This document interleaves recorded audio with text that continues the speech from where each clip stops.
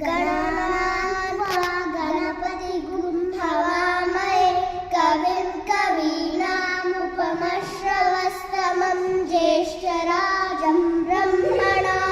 ब्रह्मणस्पत आनशृण्वन् नोतिभिः सीदसादनं प्रणो